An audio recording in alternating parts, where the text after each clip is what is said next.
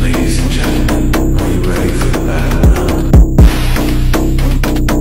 Ang pagsugpo sa droga, hindi yan magic formula para sulbahin ang lahat ng kabulukan sa gobyerno. And dyan na naman tayo, ginagamit na naman natin ang droga bilang pinagkakasya natin ang problema ng buong bayan na yan ang magiging problema. Yan ay tukhang mentality ni Duterte. May sagot ho ba kayo doon? Kinakailangan malinaw sa atin, bakit ang mga security guard bago ma-hire sa trabaho kinakailangan sumailalim sa drug testing? Ang pagiging opisyal ng gobyerno, ikaw ay humihipo ng pera ng mamamayang Pilipino. Higit na mataas dapat ang standard natin sa mga naglilingkod sa gobyerno. Attorney Espiritu? Bakit hindi tayo magkaroon ng competency test, integrity test, honesty test, at mahigit sa lahat, pro-masa test? Yan ba yung bangayan ni Marcos at Duterte?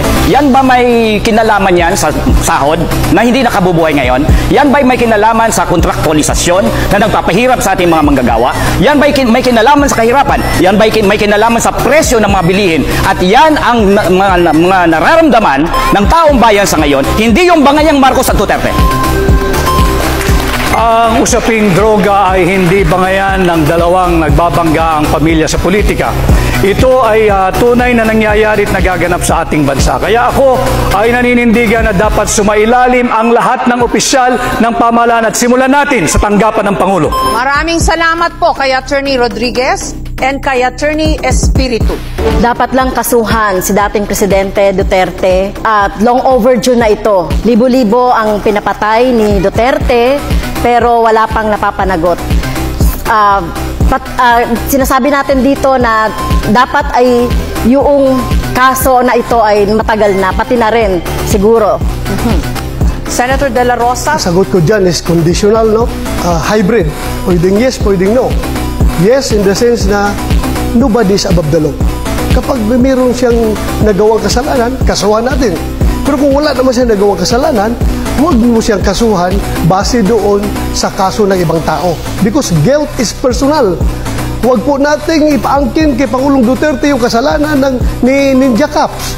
Kaya po, after 3 years na tapusan sa pagkulong, walang kaso. So, mismong siya, si President Duterte, ay umamin na pumatay siya ng tao.